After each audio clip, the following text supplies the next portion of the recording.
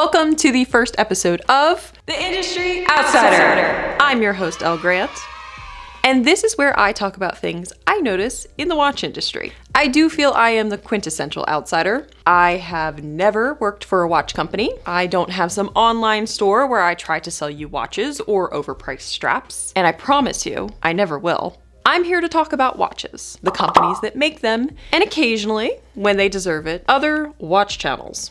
I will also use this as an opportunity to answer some viewer questions as well. So, it is 7:49 p.m. Let's get down to business.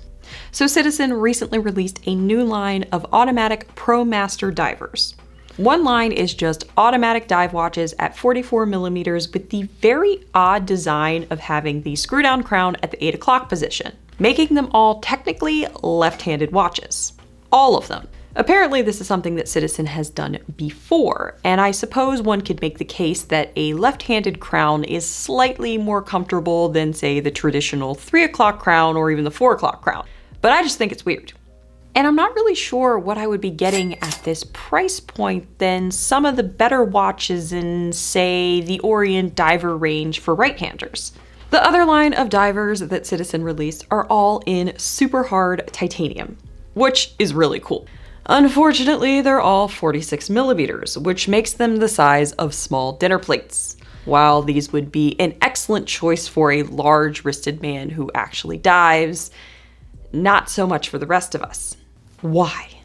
Why are so many divers ridiculously large? They only have 200 meters of water resistance.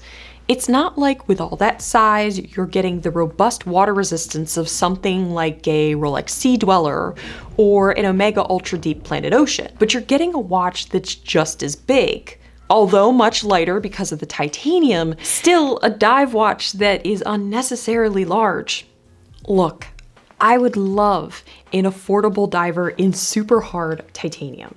That stuff's like 5 times harder than regular stainless steel. I don't like scratches. That sounds awesome. But 46 millimeters? Like, come on. The world is littered with grown men who can't pull off a 46 millimeter watch, let alone someone with my 6-inch Barbie wrist. It just baffles me. I don't understand it. But anyway, moving on. One of the questions I get a lot is, what are your Grail watches? It's a great question, but the truth is I only had a couple because I don't spend a lot of time pining after watches that I think aren't obtainable.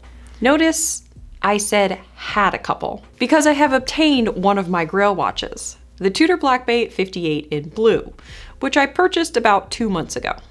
This is a watch I have wanted ever since I saw the first photos released. And now that I have it, let me just say it was well worth the wait. The second is the Rolex Explorer. I'm currently on a waiting list for the Rolex Explorer because as much as I love this watch, I'm not willing to pay a premium for it on the secondhand market.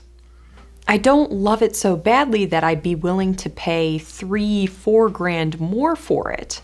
So if and when I do get that call, I will have obtained the second of my Grail watches. Speaking of Rolex, there has been a noticeable price increase in 2022. This shouldn't be a surprise. Everything's going up these days.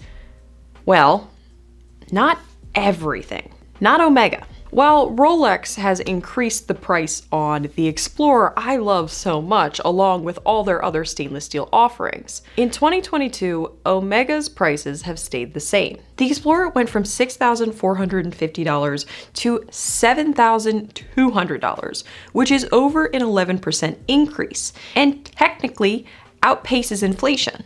But the Omega Seamaster Aquaterra on the bracelet last year was priced at $5,700. And this year, on the bracelet again, was priced at $5,700. The Submariner went from $8,100 to $8,950, which is over a 10% increase. The Seamaster 300 went from $5,400 to, wait for it, $5,400 for a 0% increase. Add that to the fact you can actually buy an Omega, and often at a discount, I have to question my sanity in my pursuit of the Explorer. And I'm beginning to wonder if maybe I should be exploring the Omega website more often.